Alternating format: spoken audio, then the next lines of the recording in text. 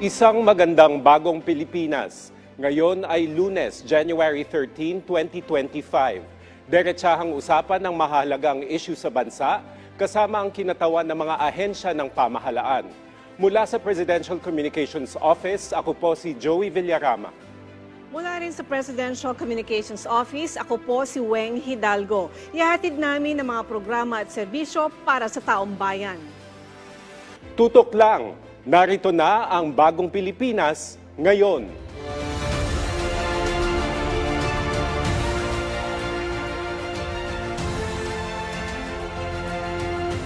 Sa bawat sakuna o kalamidad, maging sa pagkalinga ng mga nangangailangan, hindi matatawaran ng serbisyo ng Department of Social Welfare and Development sa ating mga kababayan.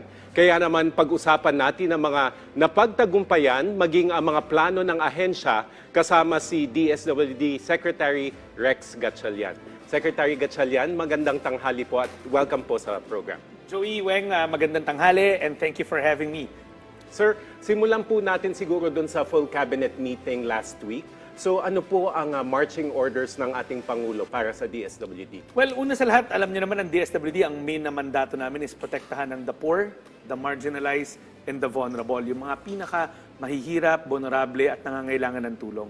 So sa ating Pangulo, ang instruction niya sa DSWD, siguraduhin na yung mga programa natin katulad ng 4Ps, yung ayuda para sa kapos ang kita program, AIX, at yung iba pa naming mga ginagawa, yung disaster preparedness, lahat yan dapat nagsisimula na. No time to wait. Ika nga kasi alam natin na maraming nangangailangan at kailangan maka-roll out kami kaagad. Kaya kinagagalak kong i-report sa inyo na nagsimula ng DSWD kahit nung first working day pa lang, nag-start na yung assistance natin sa mga nangangailangan. So sir, sa mga nagdaang kalamidad, sakuna maging sa mga kababayan nating humihingi ng assistance mula sa DSWD, ilang individual po o pamilya ang kabuuan ng natulungan ng ahensya noong 2024? Well, Weng, maganda na tanong yan kasi maraming tao ang alam nila ang trabaho namin, social welfare, ayuda, development, mga programa na pangmatagalan para ma-enlist natin ang mga kababayan natin mula sa kahirapan. And pangatlo, na sa amin yung disaster response. Siguraduhin na mabilis, maagap at mapagkalingay yung serbisyo sa panahon na may kalamidad. Last year, medyo record-breaking sa hindi natin inaasahan na pagkakataon, halos 8 million na family food boxes ang ating naipamahagi nationwide. Kasi alam niyo naman, last year medyo ang daming kalamidad na dumating, lalong-lalo yung mga bagyo na sunod-sunod na dumating. Ang gusto ko i-report sa inyo, record-breaking yan. Never nakapag-release ang DSWD ng mahigit sa 8 milyong family food packs sa isang taon. Ibig sabihin, handang-handa at kayang-kaya natin na tugunan yung pangangailangan at yung tawag ng panahon kahit na sunod-sunod pa itong mga kalamidad na to. Yan yung sa larangan lang ng family food packs. Pero pagdating sa financial assistance, nakabahagi yan sa programa namin, yun sa assistance to individuals in crisis situation. At ikinagagalak ko na i-report sa inyo na naubos natin yung pondong nakalaan sa atin. That's around 36 billion pesos na ayuda para sa mga nangangailangan, mga pamilyang dumadaan sa iba't ibang krisis. Kasama na doon yung mga tinatamaan ng kalamidad. Sir, doon tayo mag-stick tayo sa financial assistance. Sa Pantawid Pamilyang Pilipino Program, ilan po ang benepisyaryo sa pagtatapos ng 2024 at gaano kalaking pondo po ang inilabas sa nakaraang taon para sa program na ito? Well, ang budget kasi ng DSWD na sa mga 200 billion pesos yan. Kalahati niyan automatic ilinalaan sa 4Ps program natin. Automatic yan. Sila ang pinakamalaking bahagi at porsyento ng aming budget at sila rin yung pinaka-flagship program ng Pangulo natin, ng ating pamahalaan pagdating sa anti-poverty. Kasi yung 4Ps program, ang layunin niyan, mabali yung kahirapan na naisasalin mula sa isang henerasyon patungo sa isang henerasyon. Ang total na members niyan, 4.4 million Filipino families. Sa pagtatapos ng taon, meron tayong natirang mga 4 million kasi last year alone, kulang-kulang mga 400,000 ang napag-graduate natin. Ibig sabihin, gumanda na yung antas ng kanilang buhay at hindi na silang maituturing mahihirap. So, yun ang good news doon. 4.4 dapat yan, pero by the end of the year last year, nasa mga 4 million na lang yung natira. Pero hindi ibig sabihin titigil tayo. This year, pupunuan natin ulit yon para masigurado natin na yung iba pang nangangailangan ng tulong, maipasok rin natin. And if I can just add, ang isang bagong innovation na papasok this year, yung first 1,000-day grant. Kasi matatandaan nyo, ang grants ng 4Ps, education grant, para yung mga anak nila mapanatili sa mga paaralan. Pangalawa, early health care grants para yung mga bata nakukuha nila yung kanilang mga health intervention sa mga health center. Pero alam niyo, ang Pangulo natin kasi very conscious siya na kailangan mapababa natin yung rate ng stunting. Stunting o yung pagkabansot. Kasi 1/3 ng mga kabataan natin, 30% ng ating mga kabataan is rated as stunted. Isa sa pinakamataas sa mundo. Kaya nga ang naging agresibo ang Pangulo at inatasan niya ang whole of government approach na hindi lang DOH kundi dapat tumulong ang DSWD. Kaya alam natin itong pagkabansot malalim yan doon sa mga pinakamahirap na pamilya sa 4Ps. Kaya magi-introduce tayo ng first 1,000D grants para sa mga nanay na nagbubuntis o may anak na mula 0 to 2 years old. So bahagi po yan itong priority ng DSWD para naman doon sa Food and Nutrition Security Program. Kasama yan at among many things, nandun din yung food stamps program natin. Di ba? Yun yung kung saan ang mga pinakamahihirap na pamilya, yung tawag nating food poor families, nabibigyan ng masustansya, masarap at affordable na pagkain. Lahat sila binigyan ng electronic benefit cards kung saan pupunta sila sa mga accredited na mga tindahan. Itong mga tindahan, mga maliliit rin itong mga negosyo na pinatatakbo ng ating mga magsasaka. At doon, hindi cash ang binibigay sa kanila, kundi food credits kung saan pwede sila mag-grocery shopping sa mga tindahan na to, pero bibili lang sila ng mga pagkain na nakalaan doon. 50% carbohydrates, 30% protein, 20% fiber. So tinuturuan natin ang mga pamilyang Pilipino na kumain ng tama para maiwasan yung mga sakit later on in life. Sir, nakita ko doon sa ilan sa mga litrato na fina-flash on screen yung walang gutom, no? So ano na po yung mga naipatupad natin in terms of yung gawain po ng Task Force Zero Hunger? May nakikita din po akong pictures na parang may soup kitchen, something Well, like a yung soup walang kitchen. gutom yun yung food stamps program. Yan yung ang layunin natin sa huling talaan ng PSA, 750,000 na pamilyang Pilipino ang tinatawag nating food poor. Sila yung mga pamilya na hindi kumikita ng lalagpas sa 13,000 kada buwan. So ibig sabihin pag pagkain at pagkain pa lang kulang na yung kanilang kinikita. So yan yung bibigyan natin ng food credits o ng food electronic benefit cards at nagsimula na yan. Nag-pilot tayo last year sa 5 lugar at naging maganda yung resulta. Kaya ni-scale up na natin. Ang target for this year, 300,000. At naka-enroll na lahat yan. So nagsisimula na sila pumunta sa mga accredited stores nila para makapili ng masustansya, masarap at murang pagkain. 3,000 kada buwan na food credits ang binibigay sa kanila. Pero naatasan din tayo ng Pangulo na pag-aralan pa na mabuti. Kaya may panibagong pilot rin na tatakbo this year mula Enero hanggang July kung saan tinitignan natin dahil sa taas ng presyo ng bilihin, yung 3,000 pesos ba sapat pa o kailangan na i-adjust? Alam nyo, importante kasi na sumasabay tayo sa mga challenges ng panahon at alam natin na ang hunger ay isa sa ang kagutuman, isa sa pinakamalaki na problema pa rin ng ating bansa at ang mandato ng Pangulo dapat pag bumaba siya mula sa pwesto sa 2028, wala nang gutom kasi yan ang pangarap niya para makahubog ng isang mas inklusibo na pamayanan o isang inklusibong bansa. Now, yung walang gutom, meron din siyang walang gutom soup kitchen, ang kauna-unahang food bank at soup kitchen sa ating bansa. Ito isang dating Pogo Center na kinuha ng gobyerno at ginawa natin into good use. Ibig sabihin, araw-araw, nagsuserve tayo ng mga pagkain, warm meals para sa mga pamilyang pwede lang mag-walk-in at nagugutom. Mula nagbukas tayo hanggang ngayon, kulang-kulang 10,000 individual na ang nakinabang. And ang maganda nito, yung batas kung saan iniiwasan dapat na itapon yung mga sobrang pagkain mula sa mga hotel, restaurant, fast food, sa amin na binabagsak kasi food bank, tayo naman, ang kaakibat nun, soup kitchen. Ibinibigay naman natin sa mga pamilyang nagugutom rin. So, lahat to ay concerted effort para mabawasan na natin o mawakasan natin ang kagutuman. Saan yung mga food bank na yan? At saka, may verification ba, sir, kung pumasok ako? Well, isa pa lang ngayon, kasi pilot pa lang natin. Ito yung nasa Pasay, nasa JP Harrison, yung dating Pogo building doon. Pero layunin nga natin na yung mga iba pang Pogo Center na na-confiscate, convert natin sa something more positive, katulad ng soup kitchen at food bank.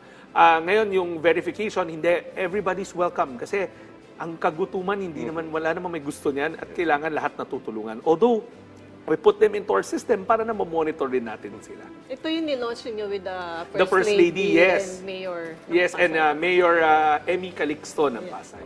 Sir, bukod po dyan, para naman sa ating mga indigenous people, ano po yung programa ng DSWD noong nakaraang taon at saka ano po yung way forward? Well, alam nyo, yung dati kasi yung NCIP o yung National Commission on Indigenous People ay supervised agency ng DSWD.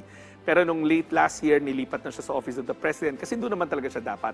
Pero kung matatanda nyo, sinabi ko kanina, ang mandato namin, the poor, the marginalized, the vulnerable. At alam natin, ang mga IP natin na communities, bahagi talaga niyan. So, lahat sila priority sila sa 4Ps program natin. Nakasaad sa batas na kapag ikaw ay IP, kumbaga fast forward ka at automatic ka na member. Kaya malaking bahagi ng ating mga 4Ps beneficiaries are IP members. Number 2, yung assistance to individuals in crisis situation, kasama rin sila dyan at malaking porsyento rin yan na pupunta sa kanila. Meron rin tayong mga outreach program kung saan pupunta na tayo mismo sa mga IP communities para itala kung ano ba yung pangangailangan ng komunidad nila. Hindi lang yung kanilang individual na mga pangangailangan, kundi yung communities nila. Kaya nga meron tayong tinatawag na community-driven development or yung Kalahi Seeds program. Yan yung kung saan meron nakalaan na mga maliliit na mga infrastructure projects kung saan ang pipili ng pangangailangan ay yung komunidad. Kaya community-driven eh. At sila rin magpo-procure at sila rin ang magtatayo. So all by the community, for the community, of the community. At yan, kaya ginawa yung programa na yan para makapasok ang development sa pinakamalalayo na mga lugar kung saan kadalasan mga IP communities natin na nakatira. Yan naman po yung next question actually, Sec. So ano po yung mga programs for the far-flung area? So you mentioned some, siguro dagdagan po natin kung ano pa. Well, ang flagship talaga namin dyan, yung Kalahi Seeds program. Tulad ng banggit ko, community-driven development. Kasi bawat komunidad may kanya-kanyang peculiar na pangangailangan. Kasi ang nangyari sa mga yung geographically isolated and disadvantaged areas natin, malayo sila sa city centers. So maaaring pangangailangan natin sa city centers, hindi talaga yung kanilang pangangailangan. At malaking bahagi ng mga kanilang pangangailangan nagre-revolve pa rin sa malnutrition o stunting, wash facilities or access to clean water.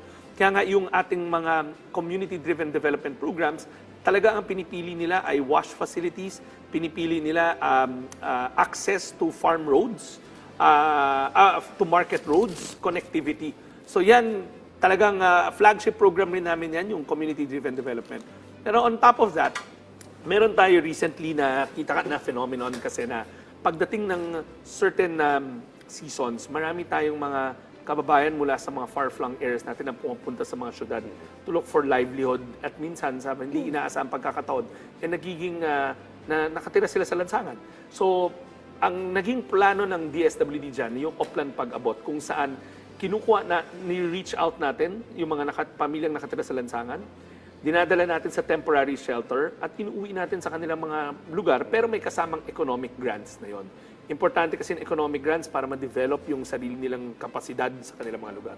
Pero kasi merong pang ganyang kinukuha tapos ibabalik sila sa kanilang lugar tapos bumabalik ulit sila sa lansangan. Ang difference nito, Weng, once na-reach out, ayaw namin ginagamit pala yung word na kinukuha. Kasi sa pilitan yun eh. Sa bagong Pilipinas, it's a choice all the time. So ang mga social workers natin, they reach out. When they reach out, kinukumbinsi, pinaliliwanagan. Pag kusang sumama, pupunta yan sa interim shelter natin. Nandun rin yan sa Pogo Center na binabanggit ko sa second floor ng kitchen. And then from there, iuwi natin sila sa kanilang mga probinsya na may kasamang economic grants. Pero at first contact, binibigyan na kaagad natin ng pag-abot ID at i-register na natin sa PhilSys para masigurado natin na kung sakaling babalik sila sa Maynila, pagka biometric sa kanila, makikita natin na natulungan na to. So mauunawaan ng social worker, pwede pang usisain ng social worker kung ano ba nangyari. Binigyan ka na ng tulong dati, ba't bumalik ka pa rin? So doon natin makikita yung intervention ba angkop, tama ba, o baka hindi pa sapat. At sa awa ng Diyos naman, hindi Weng na lumaki yung porsyento na bumabalik. In fact, ang total reached, profiled natin na nakatira sa mga pamilyang nakatira sa lansangan o individual na nakatira sa lansangan last year, kulang-kulang mga 9,000 yan na individual. At around 4,000 yan na-reach out, sumama sa atin, at yung balanse ngayon, babalik-balikan namin sila para makumbinsi natin na mapanganib na nakatira sa lansangan at may programa naman ng pamahalaan para sa inyo. When Joy, gusto ko lang i-point out, yung Oplan Pag-abot, role yan ng local government unit. Pero alam natin na busy yung mga local government units na natin sa daming ginagawa sa kanilang mga lugar na minsan hindi na nila kaya. Kaya gumawa na ng mainstay na team ang DSWD kung saan araw-araw may mahigit sa 100 plus ng mga social workers na umiikot sa mga lansangan ng Metro Manila para tagpuin at hanapin itong mga pamilya at individual na nakatira sa lansangan. Ginagawa natin to 365 days a year. Hindi na uso sa amin yung hindi na katulad dati na pag may bisita tsaka lang gagawin. Ito, tinitignan natin to dahil utos ng Pangulo na protektahan ng pinaka-vulnerable at kung may pinaka-vulnerable, ito yung mga pamilya na nakatira sa lansangan. So sir, kumusta naman po yung unang taon ng pagpapatupad nitong ayuda para sa Kapos ang Kita Program o AKAP? Ilan po yun nabigyan ng tulong nito base sa inyong datos? Well, around 4.5 million na individual ang natulungan. Itong mga individual na to ay mga mamamayan natin na hindi kumikita ng lalagpas sa minimum wage or low earners sila. At alam naman natin, last year, sa hindi naman na ginugusto ng kahit sino, it happened worldwide, tumaas yung presyo ng bilihin, inflation. So at least natulungan natin sila na mabigyan ng proteksyon sa ganitong mga panahon. Itong AKAP kasi, social protection to, trabaho ng Estado yan na pangalagaan ng kanyang mga mamamayan at hindi na sapat na ang pinangangalagaan lang natin yung mahihirap. We expanded na pati yung mga low income or yung near poor kung tawagin na poproteksyonan na rin natin. Ito yung mga mamamayan natin na nagtatrabaho araw-araw pero hindi lang talaga kinakaya ng kanilang kinikita yung pagtustos sa kanilang mga pangangailangan pang araw-araw. So 4.5 million individuals, close to around 26 billion pesos ang napamahagi natin kasi naubos natin yung pondo na yan. Speaking of protection, Sec, ano naman po yung child protection programs ng DSWD at ano po yung collaboration nyo with other agencies para ipatupad ang mga ito? Una sa lahat, wag na lang muna child, but lahat ng mga vulnerable, we run around 76 care facilities nationwide. Ito ay para sa mga bata, mga kababaihan, mga senior natin na maltrato, na abuso, pinabayaan. At ang naging una nating intervention, kasi pag iniisip nyo lagi DSWD, parang iniisip nila ang intervention, financial assistance lagi. Gusto ko i-report sa inyo na sa tulong ng academe from the University of the Philippines, sa iba't ibang mga sektor, private sector, gumawa tayo ng mga angkop na programa or in-update natin yung intervention programs natin sa mga care facility natin. Hindi pwede na yung one size fits all. Hindi pwede yung intervention na psycho-emotional para sa psychosocial para sa matanda, yun yung gagamitin mo sa bata. So, ito tailored fit. For the first time, tailor fit natin yung mga psycho-emotional, psychosocial intervention natin para sa bawat sektor. Pangalawa, pinagtibay rin natin sa tulong ng DOJ yung laban natin kontra sa online sexual exploitation ng mga kabataan, pati na rin yung human trafficking side nun. Alam natin na very mataas sa prioridad ng Pangulo natin itong protection na dapat ina-accord sa kanila. Kaya pinagtibay natin yung operations natin with DOJ. Habang sila nasa enforcement side, ang DSWD, pinagtibay yung rehabilitasyon ng biktima at yung pag-reintegrate ng biktima sa loob, pabalik sa kanilang mga communities, pati sa kanilang mga pamilya. Yun yung binanggit ko.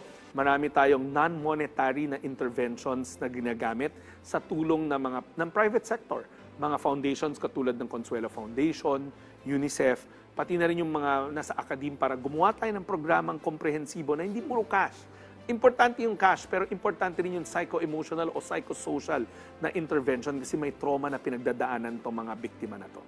Isingit ko lang, Weng, no, Sec, kasi na-mention ni Sec yung perception na pag sinabing DSWD financial assistance, so meron kayong non-monetary interventions. Tanong ni Tuesday New ng DZBB, hindi po ba yung first 1,000 days grant magiging daan para umasa na lang palagi sa gobyerno ang mga Pilipino? Kung magbubuntis, hindi ba dapat responsibilidad nila ang nutrisyon, pagpapalaki at pagpapaaral sa mga bata?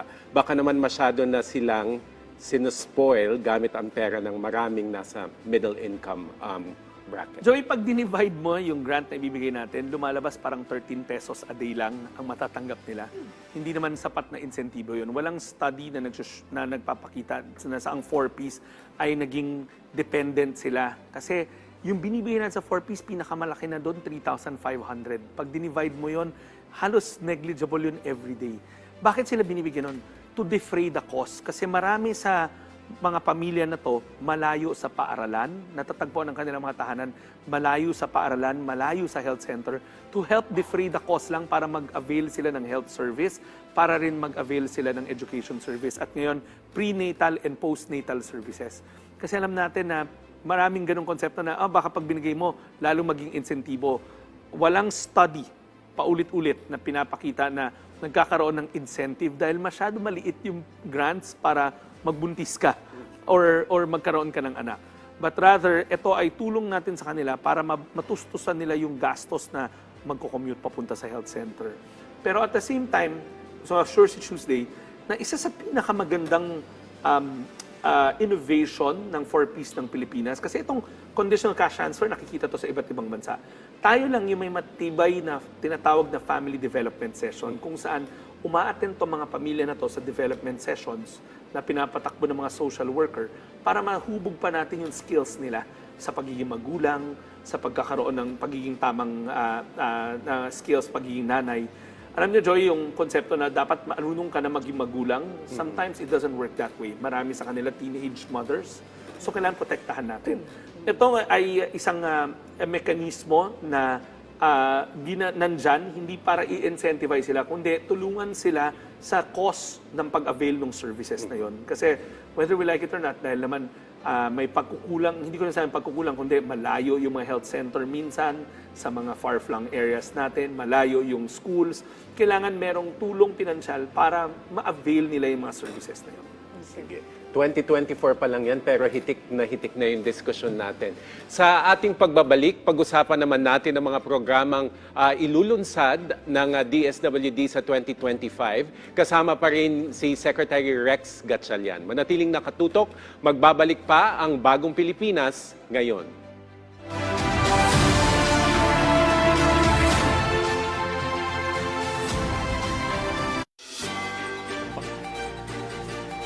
Sama-sama tayo tumutok sa sentro ng mga balita bilang mga tagapaghatid nyo ng tapat at napapanahong impormasyon. Kasama sina Audrey Coriseta, Naomi Tiburcio, at Angelique Lazo. Sentro Balita, Lunes hanggang Biyernes, dito lang sa PTV.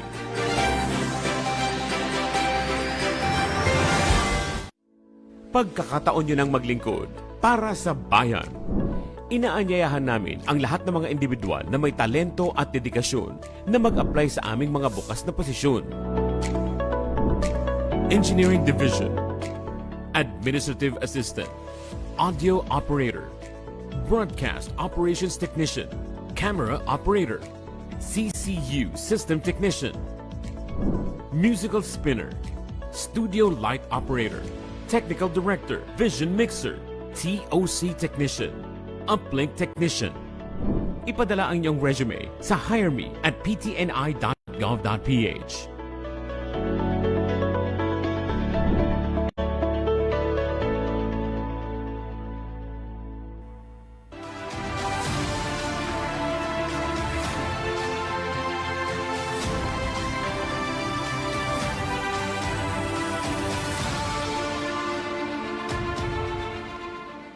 Nagbabalik ang Bagong Pilipinas ngayon. Pwede po ba kayong magbigay, sir, ng ilan sa mga programang inyong tututukan ngayong 2025 naman dahil natapos tayo sa mga binahagi nyo kanina ng 2024? Well, yung mga 2024, we're evolving it para tumibay pa siya sa 2025. For instance, yung walang gutom natin, kasi wala naman atang Pangulo ang nagsabi na wawakasan niya ang kagutuman. It's a bold statement, but it has to happen already. Habang pinalalago ng ating presidente ang ekonomiya, kumukuha ng bagong mamumuhunan, you have to remember, may 750,000 na pamilyang Pilipino na hindi makalahok doon kung di natin tutulungan. So kahit lumalagay ng ekonomiya, may maiiwanan at maiiwanan. Ang DSWD, ang role namin is to bridge the gap between the pinakamahirap para mapasok natin sila at maging inklusibo. Kaya ngayong walang gutom, importante yan ma-expand na natin para once and for all by 2027, bago bumaba yung presidente, kaya natin sabihin na wala nang nagugutom na Pilipino. I'm talking about the food stamps program. Pangalawa, we also want to expand those soup kitchens nationwide. Kasi alam natin, pag pumupunta ka sa iba't ibang mga lugar, marami pa rin nakikita yung wastage ng pagkain, di ba? Sayang naman. So we want to make sure na walang natap na sa sayang na pagkain at nabibigay natin sa nangangailangan naman. And this year also, gusto natin pagtibayin ngayong Oplan Pag-abot, yung nabanggit ko kanina. We want to make sure na walang pamilyang Pilipino o individual na natutulog sa lansangan. Minsan kasi, sa dating style, sa pilitang kukunin eh. Pero sa social workers kasi hindi pwede yun. Kailangan kinukumbinsi mo. So ngayon, sabi ko nga kanina, may kulang-kulang na 9,000 na natala namin, pero ang sumama lang sa amin, mga 4,000. So meron pa tayong kulang-kulang na 4,000 to 5,000 na kailangan kumbinsihin na sumama sa atin. Kasi that way we can make sure na wala na talagang tao o pamilya na vulnerable dahil nakatira sa lansangan. Pangatlo, unti-unti namin binabago yung kultura ng social welfare. Importante ang social welfare. Lahat ng bansa may social welfare. Ang pinakamayayaman na bansa sa mundo may social welfare. Pero may development side dapat. Alam nyo, pag unti-unti namin binabago yung kultura sa pamamagitan na dapat ang social welfare conditional, mayroon kang ambag rin. Tutulungan ka ng gobyerno, pero kailangan may ambag ka sa nation building. Nag-pilot kami ng programa nung unang 2023 at pinalago namin last year, yung Tarabasa program. Tarabasa program. Ano yung ibig sabihin nun? We worked with DepEd. Ang ginawa natin, di ba nagbibigay kami ng financial assistance for education sa college students? Hindi na ngayon.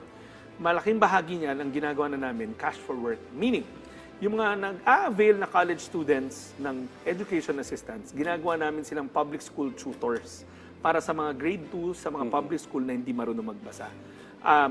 Close to 100,000 na mga college students ang nakinabang nun. Bibigyan natin sila ng minimum wage for 20 days, pero 2 hours lang sila nag-tutor. So, pabor sa kanila yon. Pero after the program nga, minsan sinasabi sa amin ng mga bata, second nature na yung cash, mas naging masaya sila doon sa naging bahagi sila ng paghanap ng solusyon para labanan ng illiteracy o hindi marunong magbasa. So, ganun yung ginagawa natin yan. Unti-unti nating binabago o yung paradigm na social welfare, diretsong bibigay na walang kondisyon. Ngayon, lagi may kondisyon. Oo, tutulungan ka namin sa education assistance, uunahin namin yung college students kasi paalis na yan eh. Konti na lang magiging, when I say paalis na sa school system, konti na lang magiging bahagi na sila ng produktibong workforce. They just need that leg up. So pagbigay namin nun, pagtrabahuan mo rin, become public school tutors. Na-mention nyo, Sec, na meron kayong ipapilot na programs. Doon po sa continuing or existing programs, meron po bang magbabagong guidelines like sa AKAP or sa ilang financial assistance Well, yun sa programs? AKAP, alam naman natin na madalas pinag-uusapan ngayon yan. Una, sabi nga ng Pangulo, gusto niyang pagtibayin yung guidelines. Kaya ang ginawa ng Pangulo sa kanyang veto message, pinagsama niya yung 3 departamento, NEDA, DOLE, DSWD, para lalo pang puluduhin yung guidelines. Ang gusto ng Pangulo natin doon, una, may safety nets para hindi siya naaabuso. Para yung mga narinig nyo na nagkakaltas si ganito, si ganyan, maalis talaga 100%. Kaya nga, madiin niyang ibinilin na yung grievance mechanism. Kaya may hotline kung saan pwede sila tumawag.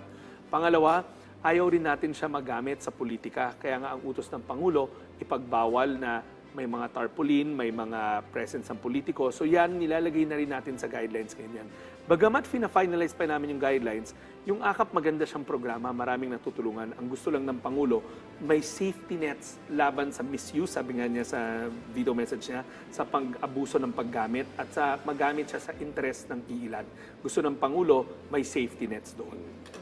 Sir, punta naman tayo dito. Speaking of yung pag-abuso, no? Ano naman po itong Unified Identification System para sa persons with disabilities o PWDs? Kailan po ito inaasama patupad? Kasi may mga kilala kami na bumibili, sorry for the term, na nandadaya. Bumibili sila ng ID para maka-discount or makauna sa mga pila. When Joey, na last year nabanggit nga namin na kasi ngayon, the paradigm is yung local government units ang nagpo-produce ng kanilang mga ID. Walang standard look, walang standard identifying marker. So nagko-complain yung mga negosyo na maliliit na naaabuso yung benepisyo. So nagkaroon kami ng consultation meeting and this first quarter, magpo-procure tayo ng unified ID system. Meaning, online na siya. Cloud-based. Una, yung mga LGU pa rin ang mag-encode, pero real-time na. So wala nang lag. Kasi ngayon may lag pa, batch file pag pinapadala. Pangalawa, DSWD na sa pamamagitan ng National Commission on Disability Affairs o yung attached agency namin, magpiprint na ng ID at unified at standardized na yung look. At meron siyang digital counterpart para habang pinaproduce pa to, real-time, makikita rin ng ahensya pag slagaan niya sa QR code kung totoo yung ID or hindi. Kasi ang labanan doon is the fraud na dahil sa medyo manual yung existing na proseso, aabuso. So gagawin natin ngayon unified, automated, gagamitin natin ang teknolohiya. Alam niyo yung Pangulo natin, tech-savvy yun, lagi niya sinasabi, gamitin ang teknolohiya para ma-solve natin yung mga inefficiencies ng current na system. So, we're procuring the system now by first quarter and hopefully by second quarter mag-pilot na tayo. Will this mean, sir, na yung sa LGUs na ini-issue na ID, mawawala Wala na? Lahat galing na sa DSWD. Pero syempre, ayaw naman natin na magkaroon ng inefficiency na dahil central, tatagal. Kaya nga, we're going to do a online system wherein they encode real-time kasi doon rin tumatagal yung batch, yung iniipon bago ipapadala, bago ipiprint. Ito, we're coming up with a policy na real-time yung encoding so that we can produce real-time online IDs first that later on, pag ni-request, will become physical IDs and mailed to them. Paano po natin matitiyak, sir, na itong mga mag-a-apply para sa IDA, mga legitimate na qualified sila para dun sa ID? Kasi baka yung iba nga nandadaya lang sila, nasasabihin sila, meron silang disability, pero na hindi naman nakikita physically. Tama ka, Weng. Kasi dalawa yung angulo ng fraud. Meron yung binibilin ID o meron yung mali yung pinapasok na entrada. Ang social welfare kasi devolved. Talagang we have to empower LGUs to do the policing. Katrabaho naman namin yung DILG dyan kung saan nagpapataw yung DILG ng mabigat na mga parusa para sa mga LGU na or LGU personnel. Hindi naman LGU eh. Minsan may mas isa o dalawa lang na rotten egg sa loob ng system kaya wag natin lahatin. Na para maparusahan talaga itong mga kawani na maaring abusuhin yung kanilang kapangyarihan na mag-encode lang na mag-encode. Partner rin natin yung DOH kasi may pangatlong, ang avenue for fraud dyan tatlo eh. Una, may kaibigang doktor, nag-issue ng health certificate. May kaibigang empleyado sa City Hall, nag-encode ng mali. And pangatlo, none of the above, bumili na lang sa recto ng ID. So nasagot ko na yun sa recto, nasagot ko na yun sa kawani. Ngayon, katrabaho rin namin yung DOH na hihigpitan na rin nila yung categories at yung how these categories are assessed. At kung sino lang mga doctors ang pwede mag-assess ng aling category. Hindi yung general practitioner pwede mag-assess ng opto, ng iba't iba pang mga bagay. So, lahat yan nag-meet kami with DILG, DOH, pati yung private sector at yung mga PWD groups natin noong December para makahubog ng hindi lang automating the system, kundi may kapatid na memo circular, joint memo circular na pagtitibayin yung implementasyon at yung pag-prevent ng fraud from happening. Kasi meron yung iba, sabi malabo lang yung mata, pwede na Oo, mag-apply. when, actually, nasa list kasi yan. Pero minsan, kung may kaibigan lang na doktor, minsan, diba? Hindi ko nila lahat. Meron talaga nangyayari. Galing ako sa City Hall, mayor ako, kaya alam ko na nangyayari yan. Three ways nga, pwedeng mali yung may kaibigan na doktor or health practitioner, may kaibigan sa loob ng City Hall or bibili na lang sa recto. Alin dun sa tatlo? Kailangan natin ma-plug yung hole nung tatlong yun. Yung sa mata kasi dapat legally blind yata. Parang ganun. Hindi lang porke may Well, salamin ka. pag nandito si SecTed, he can explain it kasi sa kanila yan. Ang kunento nila sa naglabas na sila ng panibagong administrative order kung saan hindi kada lahat ng doktor pwede mag-issue ng Yes. certification for each of the category. So kung ICE yan, dapat certain type of doctor lang, yung opto lang. Pagka dating yan sa chronic disease, iba rin. Kasi ang nangyayari ngayon, any doctor can issue anything for any of the categories, kaya doon tayo nagkakaproblema. Follow-up lang, Sec. Ano ang pagkakaiba ng Unified ID system na ito sa mga na-issue na ng LGU? Although we touched on that. Babaguhin nga. natin kasi Joey, naging problema ngayon, some of the LGUs with the lack of capacity, laminated lang. Ang dali talagang dayain. Yes. Hindi kasalanan ng LGU yun kasi walang resources. So, ngayon, we're going to unify the look and we're going to make sure na meron siyang digital counterpart. Kasi ang nangyayari, minsan, i-check doon sa system, hindi pa pala na-encode, kaya yung legit naman, natatanggihan. Kaya nga medyo magulo na yung paradigm, kaya we have to fix everything from the ground up. So sir, pwede niyo po ba kami bigyan ng detalye tungkol naman sa Harmonized Electronic License and Permit System para sa registration, licensing at accreditation ng social welfare and development agencies? Ano po yung kahalagahan at layunin nito? I-define ko muna isa-isa kasi maraming words yon para maintindihan ng ating mga kababayan. Yung Social Welfare and Development Agencies or SWADAs, yan yung mga foundation, NGO, people's organization. Good doers. Marami yan sa Pilipinas. Kumukuha yan ng lisensya para makatulong sa pagtulong sa kababayan natin sa DSWD rin. Ngayon, puro manual yan. Ang pinakamalungkot sa storya na yon, dati, nung nadatnan natin, umaabot ng hanggang 3 hanggang 6 na buwan para lang makapag-register, license, and makakuha ng accreditation. Imagine nyo, mga foundation gusto nang tumulong sa gobyerno para makatulong sa ating mga nangangailangan, pero ang hirap kumuha ng permit. At lahat yan, mano-mano.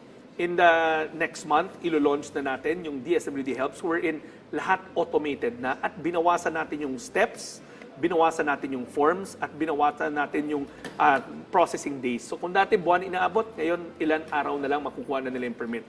Ang goal kasi natin dyan, makapag-establish kaagad yung mga foundation para makatulong na kaagad sila sa gobyerno na matulungan ang ating mga kababayan. Kasama rin sa DSWD Helps, yung isa naming permit na usong-uso, yung kinukuha yung Minors Travel Authority. Ito yung para sa mga minor na pumupunta abroad, na minsan hindi kasama yung mga magulang. Lahat yan ngayon, mano-mano rin paggawin. So kasama na sa DSWD Helps na you can now apply online, pati yung interview process ng magulang at ng bata, online na lahat. Bagamat sinisigurado natin na mabilis yung proseso, sisiguraduhin pa rin natin na hindi ito magiging sangkop para ingredient para sa human trafficking kasi alam natin kailan mahigpit pa rin tayo. Delikado yung bigay lang ng bigay ng Minors Travel Authority, yung pala yung mga bata na human traffic na. So, we found the right checks and balances to make sure na streamlined, efficient, pero safe pa rin para sa lahat.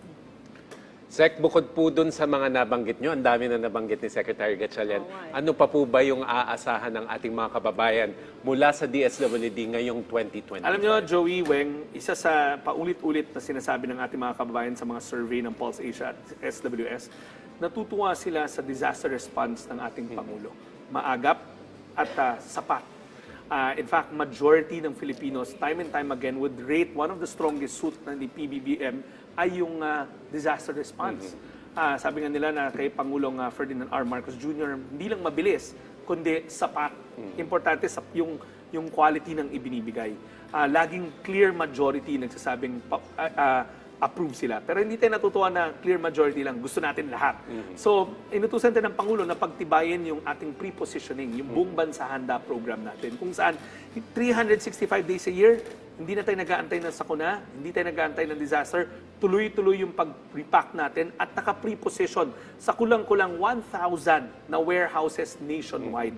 Mula sa pinakamalalaki, yung tawag namin, hubs, natatagpuan yan sa malalaking syudad, hanggang sa spokes. Ito yung mga mas maliliit sa mga provincial level.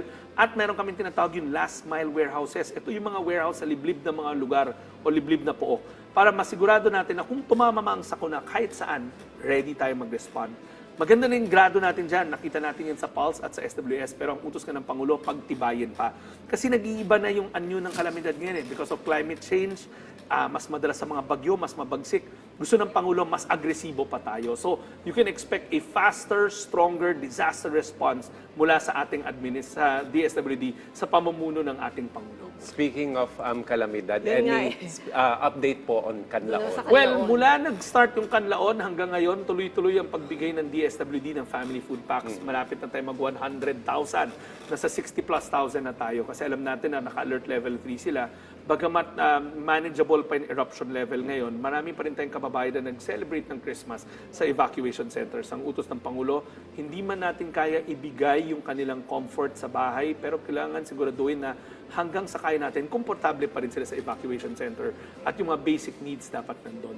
Pero on top of that, kasi nga kung nabalitaan nyo, sinasabi ng PhilVox na parang anytime now, hindi sa tinataranta natin ng lahat, baka mag-erupt na talaga kasi yung mga telltale signs nandun na. Kaya ang ginawa natin, on top of what we already have on the ground ngayon, no, na around 60,000 family food packs, i-rev up natin yan by Wednesday to 100,000 family food packs in the whole island of Negros. Para kung ano man ang mangyari, sapat-sapat yung supply ng pagkain na nandun. Pero basta wag lang maging kumpiyansa, no, dahil Huwag sila babalik sa danger zone. Kaya nga sinisigurado natin na kapag sila'y nasa evacuation center, matatanggap nila yung pagkain at yung tulong ng gobyerno. Alam natin kasi role yan ng local government units, pero kausap ko nga si Mayor Almay ng La Castillana kahapon, one of the nearest LGUs doon. Sabi niya kailangan na talaga ng tulong ng national government at hindi tayo bumipitaw.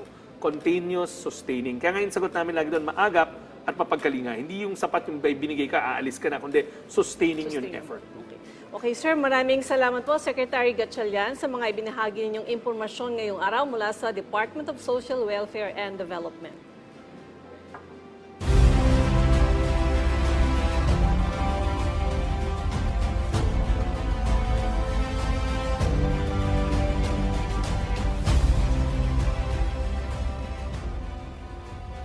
Walang palya sa pagsisikap ang Department of Social Welfare and Development sa pagsasakatuparan ng iba't ibang programa kagaya ng iba pang ahensya. Sa ating segment na Mission to Accomplish, Secretary, ano po yung gusto nyong maisakatuparan hindi lang ngayong taon kundi siguro sa pagtatapos na rin ng termino ng ating Pangulo? Well, ako, sa utos ng ating Pangulo, ang dream niya, ang vision niya, kahit nung sa kampanya pa lang niya, dapat by the time he steps out of office, wala nang gutom na Pilipino.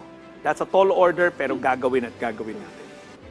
Okay, sir, maraming salamat po ulit sa inyong oras. DSWD Secretary Rex Gatchalian. Thank you, Weg. Maraming salamat, Joey.